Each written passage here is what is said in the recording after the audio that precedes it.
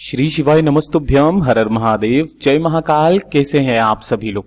देखिए, आप सभी को पता है कार्तिक मास का बहुत पवित्र महीना चल रहा है और इस कार्तिक मास के महीने में करने वाला सबसे अचूक उपाय रुई और कपूर वाला उपाय आप सभी लोगों को कल के दिन जरूर करना है। कल का दिन बहुत ही ज्यादा विशेष है। कल के दिन पड़ रही है कार्तिक मास की एकादशी, जो कि उदया तिथि के अनुसार मानी गई है। ठीक है, और बाकी पूरे दिन भर जो क्षय तिथि है वो कौन सी है? द्वादशी, जिसे गोवत्स द्वादशी के नाम से भी जाना जाता है, जिसे बछ बारस के नाम से भी जाना जाता है। और बछ बारस के दिन करने वाला यह सबसे सुंदर उपाय आपके परिवार के सारे क्लेशों को दूर करेगा, आपके घर में धन संपदा वैभव की वृद्धि करेगा। अगर आपकी कोई मनोकामना पूरी नहीं हो रही है ना, तो आज के दिन इस उपाय को करना मत भूलिएगा। पूज्य गुरु जी ने इस वाले उपाय को पिछले साल की कथा श्री गोपी गोपेश्वर शिव महापुराण कथा जो कोसी में हुई थी, मथुरा के उपाय हैं, उन्हीं के बारे में हम लोग आज के इस वीडियो में चर्चा करेंगे। पूज्य गुरु जी की कथा से सुन करके और समझ करके पूरे उपाय को बड़े ही विस्तार से बताऊंगा। परंतु उससे पहले आप सबसे एक छोटी सी प्रार्थना, जो लोग पहली बार आए हैं चैनल को सब्सक्राइब जरूर कीजिएगा, वीडियो को लाइक करके देव आदिदेव महादेव का कोई सा भी प्यारा नाम कमेंट बॉक्स में लिखना मत भूलिएगा। इस पूरे वीडियो में हम 3 महा उपायों के बारे में बात करेंगे, जो कि आपकी अलग अलग कामना पूर्ति के लिए सिद्ध होंगे। साथ ही साथ बछ बारस के दिन की वो सबसे प्रचलित कथा, जिसकी वजह से बछ बारस इतना बड़ा माना जाता है, एकादशी को इतना बड़ा माना जाता है, उसके बारे में भी हम लोग सबसे अंत में देखेंगे। तो सबसे पहले स्टार्ट करते हैं हमारे पहले वाले उपाय को। लेकिन उससे पहले आप सभी लोगों को एक चीज बता दूं, पूज्य गुरु जी ने कथा के अंदर कहा कि जब आप किसी भी गौ माता की पूजा करते हो, उनके मस्तक पर जब आप हाथ लगाते हो या उन्हें कुछ खिलाते हो, है ना, तो उस वक्त में आपको कुछ मंत्रों का उच्चारण करना होता है। मैंने पहले वाले वीडियो में भी आपको उन मंत्रों के बारे में बताया था। आपके द्वारा किए गए संपूर्ण उपायों का फल उस जीव को जीते जी प्राप्त हो जाता है। उसकी यथासंभव जो भी कामना होती है पूरी जरूर होती है। अब बात करते हैं पहले वाले उपाय की, जो कि आपको गोवत्स द्वादशी के दिन करने ही करने हैं। और ऐसा महासंयोग बहुत कम देखने के लिए मिलता है कि जिस दिन एकादशी हो उसी दिन बछ बारस यानी कि द्वादशी का भी दिन हो। पहला वाला उपाय सबसे अचूक उपाय है। पूज्य गुरुजी ने कहा कि जिन पति पत्नी के बीच में, है ना, जिन जोड़े के बीच में बिल्कुल भी नहीं बनती है, मतलब लड़ाई झगड़ा क्लेश बहुत ज्यादा होता है ना, बात बात पर आप लड़ झगड़ते रहते हो, दोनों के बीच में प्रेम बिल्कुल भी नहीं रहा है ना, एक दूसरे से जैसे बोर हो जाते हैं या फिर प्रेम संबंध थोड़े से कम हो जाते हैं, छोटी छोटी सी बातों पर क्लेश होने लगता है, परिवार में बिल्कुल क्लेश का माहौल बना हुआ है। एक छोटा सा काम आप लोगों को करना है अपने ही घर पर। करना क्या है? आपको एक छोटी सी रुई लेनी है। रुई का जो टुकड़ा होता है, इस तरीके से रुई का टुकड़ा ले लेना, ठीक। और 2 से 3 टुकड़े आपको लेने होंगे कपूर के। अब इन कपूर को क्या करना है? इसी वाली रुई के अंदर इन दोनों तीनों टुकड़ों को रख करके इसी से लपेट देना। मतलब इसी के अंदर आपको, रुई के अंदर 2-3 टुकड़े कपूर के रख देने हैं। रख देने के पश्चात आपको इस 28 अक्टूबर 2024 के दिन क्या करना है? सुबह उठ करके जब भी आप उठेंगे, इस रुई के टुकड़े को गौ माता जब भी आपके घर के बाहर आए, उस गौ माता की पूंछ से स्पर्श करा करके, ध्यान रखना, उन्हें आप खाने के लिए कुछ भी दे दीजिए, जो भी आप हमेशा देते हो, उनकी पूंछ से क्या कर देना है? इस पोटली को स्पर्श करा देना है, जिसके अंदर रुई और कपूर है। स्पर्श करा करके आपको इस गोवत्स द्वादशी यानी कि इस वाले दिन जब भी आप रात्रि को सोएंगे, तब सोते समय आपको अपने तकिए के नीचे उस रुई की पोटली को रख लेना है, ठीक है। अब जब अगला दिन आएगा, तो अगले दिन सुबह उठ करके आपको करना क्या है? आपके घर की जो पश्चिम दिशा है ना, पश्चिम दिशा, इस चीज का ध्यान रखना, पश्चिम दिशा की तरफ में जाकर के और जो कपूर और रुई है उसे आपको जला देना है, अपनी कामना कहते हुए कि आप दोनों पति पत्नी के बीच में जितने भी लड़ाई झगड़े हैं या फिर जो भी गलत फहमियां हैं वो सारी खत्म हो जाए, दोनों के बीच में प्रेम बढ़े। पूज्य गुरु जी ने कहा एक बार करके देखिएगा, गौ माता की इतनी शक्ति होती है कि आपके पूरे परिवार में संपदा की वृद्धि कर देती है। बात करते हैं दूसरे वाले उपाय की। दूसरा वाला उपाय किनके लिए है? ध्यान से सुनिएगा कि अगर आपकी किस्मत आपका साथ नहीं दे रही है, बहुत बुरा समय चल रहा है, काफी बार ऐसा समय हो जाता है कि जिस कार्य में आप हाथ डालते हो सफल होते ही नहीं हो, असफलता जैसे आपके साथ में चल रही हो। सब कुछ करके देखा, नौकरी के लिए गए, आपकी जगह दूसरे को नौकरी मिल गई, व्यापार खोला वो ठप्प हो गया, सब कुछ करके देखा, लेकिन आपकी किस्मत, आपका लक साथ नहीं दे रहा है, भाग्य आपका बिल्कुल भी साथ नहीं दे रहा, दुर्भाग्य पीछा नहीं छोड़ रहा। तो इस दिन आपको एक छोटा सा काम करना है।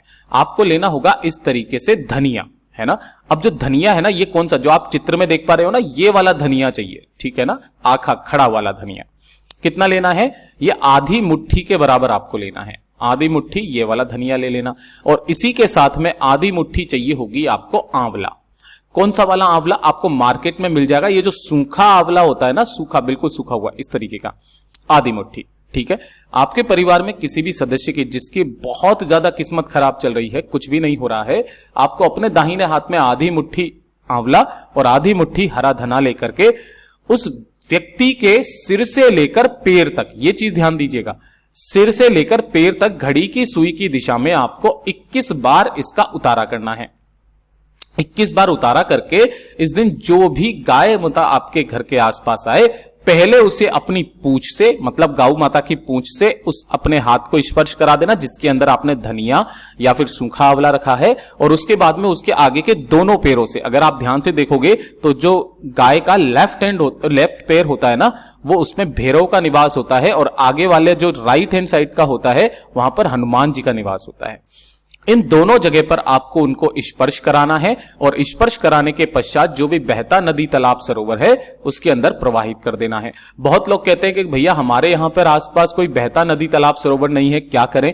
तब गुरुदेव ने बताया कि किसी भी शिव मंदिर में जाना, और शिव मंदिर में जहां पर भी नंदी बाबा बैठे हुए हो, नंदी बाबा के उठे वाले पैर पर आपको उन सभी चीजों को उस व्यक्ति का नाम और गोत्र बोल करके समर्पित करके आ जाना है। उसी दिन से उस व्यक्ति का भाग्य चमकने उठता है।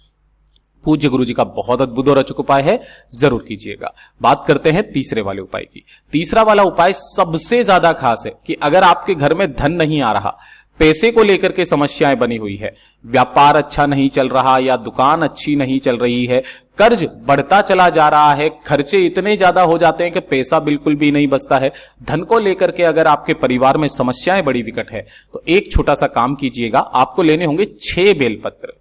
इस बछ बारस के दिन आपको लेने होंगे 6 बेलपत्र, और साथ ही साथ लेनी होगी 1 हल्दी की गांठ, ये वाली हल्दी की गांठ मैं यहां लिख भी देता हूं, काफी सारे लोग हल्दी ले लेते हैं, 1 हल्दी की गांठ लेनी है।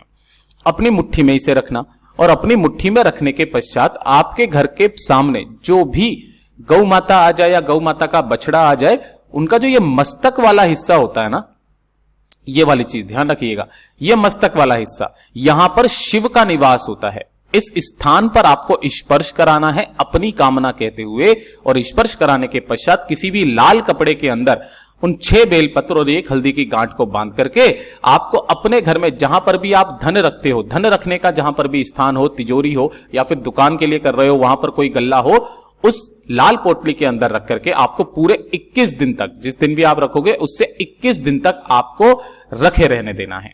जब 21वां दिन समाप्त हो जाए, वहां से आपको उस चीज को उठाना है, किसी भी बहते नदी तालाब सरोवर के अंदर आपको इसे प्रवाहित कर देना है।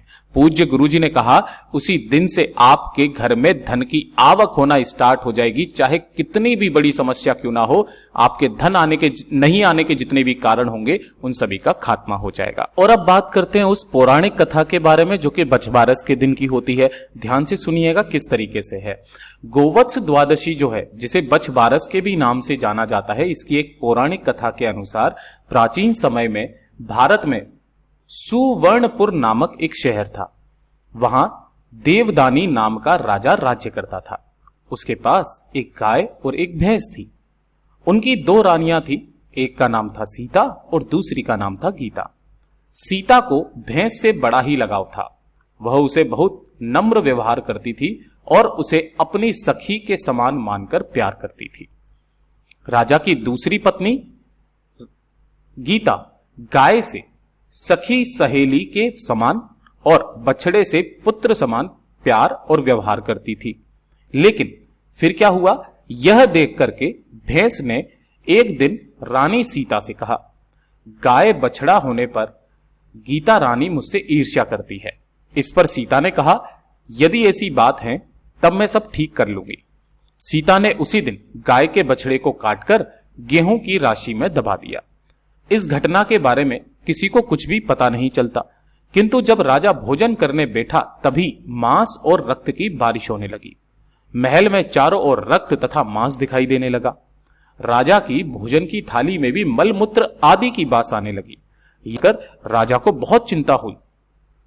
उसी समय आकाशवाणी हुई कि हे राजा, तेरी रानी ने गाय के बछड़े को काटकर गेहूं की राशि में दबा दिया है और इसी कारण यह सब हो रहा है।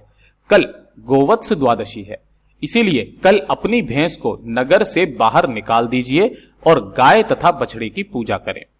इस दिन आप गाय का दूध तथा कटे फलों का भोजन में त्याग करें।